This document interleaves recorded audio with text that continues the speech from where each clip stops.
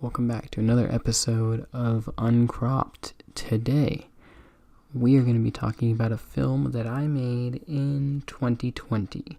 You can probably guess what it's about, hence the year 2020. But it was a documentary called Chain Reaction on the effect that COVID had on small businesses in Camden, Maine. I was at home for the semester and COVID was just starting out, and I got to talk to the business owners to kind of get an idea of what they were experiencing and going through as someone in charge of a business, which obviously is a big financial obligation, but that's so difficult when you have a pandemic going on around you. So I'm going to go watch Chain Reaction. It's about a 10-minute film, I believe. So the link, like always, is in the description of this podcast episode if you want to watch along with me. And I will be right back after watching Chain Reaction. Okay, so I am back after watching through Chain Reaction. It is an 11-minute film. I actually made it for a creative digital nonfiction class in my sophomore year spring semester. It was a very interesting experience in the sense where I had never made anything really like that before. So I think it was a very big learning experience for me about how to format a documentary, all that kind of stuff. I really do have to say that Ted White, my professor, was very, very helpful. He and the classmates, we brainstormed for everyone's projects, but it was so helpful to have all those ideas going through. I originally was just doing something else. I don't remember. I think it was something like what it's like on Keene State campus or something. But then all of a sudden the pandemic hit. And then I was like, I have the perfect idea. As soon as I got home. And I was like, I'm switching my idea. This is what it's going to be. Because it's so easy to tell a story, because I know people in downtown. I knew all the people that I was interviewing, one of them being my dad, obviously, but I think that it was a very interesting experience to get very unique perspectives on this thing, because yeah, it's a pandemic and everyone does have a unique perspective, but when you think about the business owners, they have an even more unique perspective. They have a whole business to run. They have a place to keep clean and everything, and they have to do all that through a pandemic. I worked at one of the places French and Braun, Sarah, was interviewed for, but I worked there and we were doing curbside, and it was so interesting to hear her perspective on things, because I knew my perspective as an employee, but it was so interesting to hear her perspective as the employer and one of the owners of the business. My dad was interviewed for this film because he has an architecture firm in downtown Camden, and he was very interesting to interview because I've never really known the whole process of his business. But listening to his interview and his answers to it, it really helped me understand, because there's a lot more meets the eye, because it's insane. People can be like, oh, it's a stupid little business for anything, but you don't really know what it's like behind the scenes and how much work has to be put in and all that kind of stuff. There's so much stuff that people don't know about. So, and then you have the pizza place, the candy shop, Chuck with his real estate, works at a real estate firm.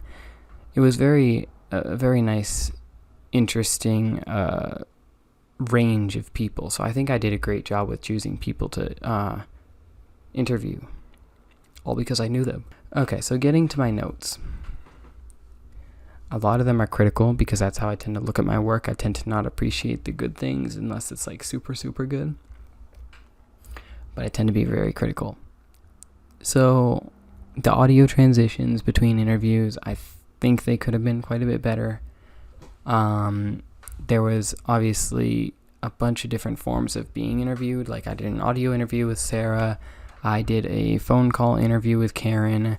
I did a Zoom interview with Chuck, and I was in person with John and my dad.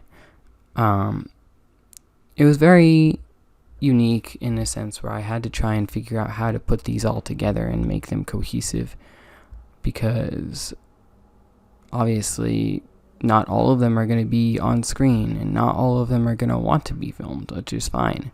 It's just the story that matters and getting the audio and making it work, because I didn't have video of Sarah or Karen just because that's just how the interviews happen to go. But it was very tough to do that with audio. The beautiful piano music in the background was all made by Randall Richman. He was one of my coworkers, and he's just a fantastic guy. But he very generously allowed me to use his piano music in the background as kind of like background music, but I feel like it really fit the film very well. It kind of gave it like a really deep in thought kind of thing, but also trying to stay positive. So I'm very thankful for him for that. Speaking of music, there was music in the background of John's interview. I unfortunately didn't notice it until after the interview was done. So, yeah. So if you hear Jump by Van Halen in the second time that John comes on screen, you know why. I also think this is, again, young Michael, in the sense where it didn't check focus every time, was very rushed. I think he may have been slightly out of focus. John may have been slightly out of focus. Anyway, back to a positive thing. I loved the drone shots I got. Love. I still use those to this day whenever I'm trying to advertise something for Camden or just show off my beautiful hometown. The drone shots are amazing, and I want to like recreate them with the newer drone I have now.